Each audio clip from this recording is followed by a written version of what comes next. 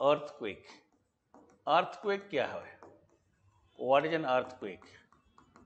Earthquake and volcanism, two important points here.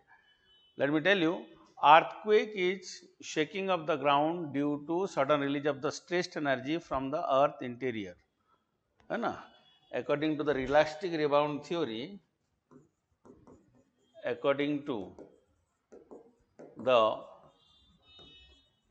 elastic rebound theory of rate, earthquake is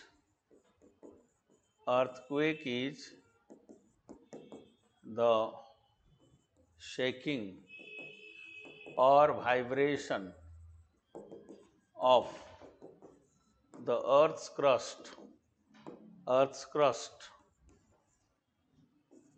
due to sudden release of the stressed energy from the earth interior, stressed energy from the earth's interior.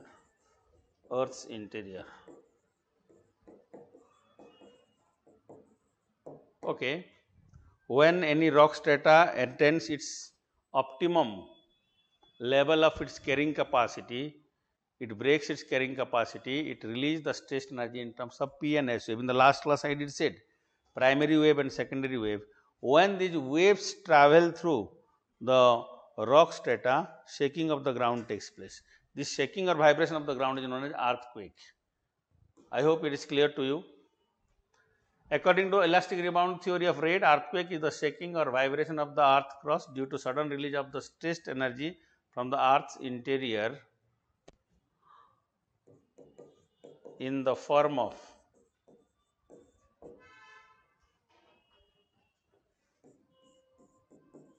primary, secondary wave, etc. Okay. Got it now? The place of origin of the earthquake is known as focus or hypocenter. The place of the origin of earthquake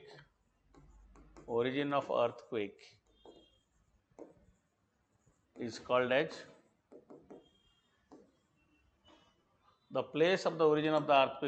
as focus or hypocenter. The place of origin of the earthquake is called as focus or hypocenter. Vertically above the focus on the earth's surface,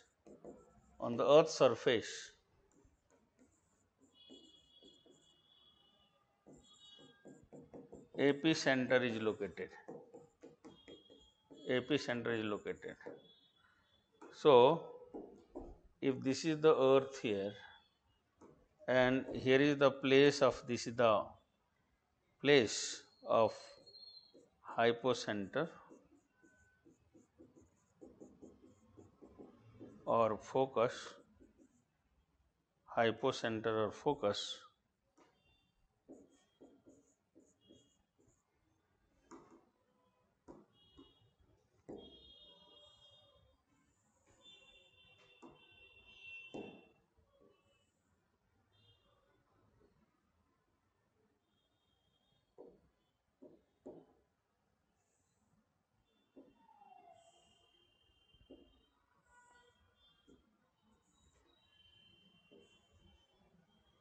this is here is the epicenter.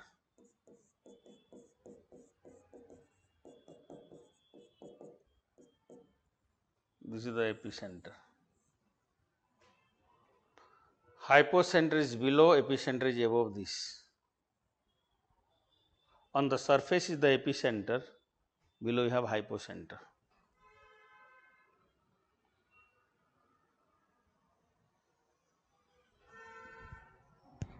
Okay. So, maximum energy you will find out at focus or hypocenter and vertically above this you have epicenter. What are the causes of earthquake? Elastic rebound theory, remember rates has given this.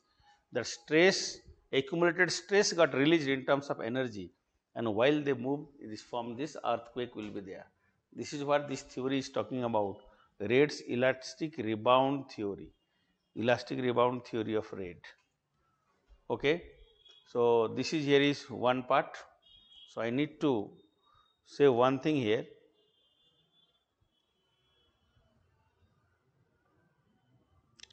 ये यहाँ तक clear है कि नहीं पहले मुझे just let me know this because I feel somewhere like because you are asking for material and so many things, so I think that you have some confusion. If it is there, let me know that. I just want to know. I am this very important and I need to know this because class note whatever I have given, you can see that with this try to solve the material whatever I have just I prescribe this because you need to look at some of the questions at least, previous year questions and all, you must practice.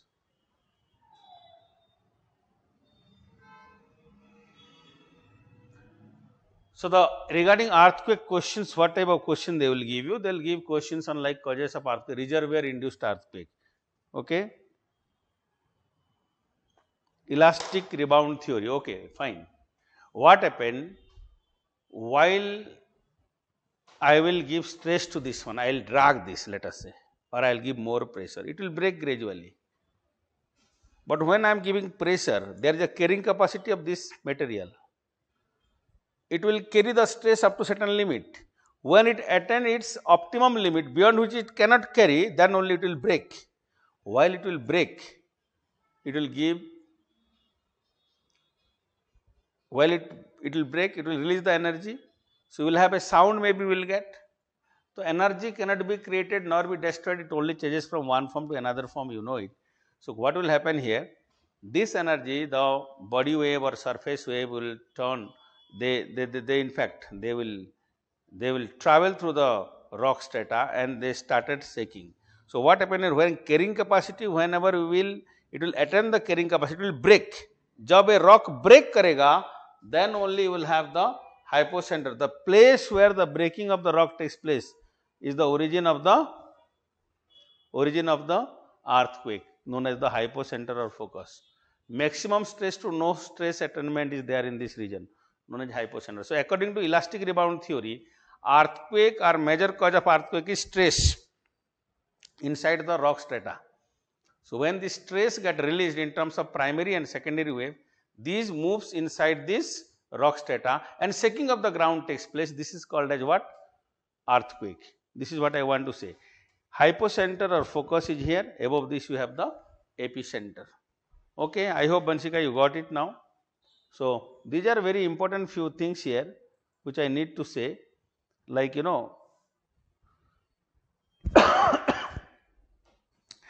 one very important point here, place of the earthquake. What are causes of earthquake? You see here, the causes of major causes of earthquake is, they are like first one in natural causes, plate movement, plate tectonics, volcanism. Then we have crustal deformation,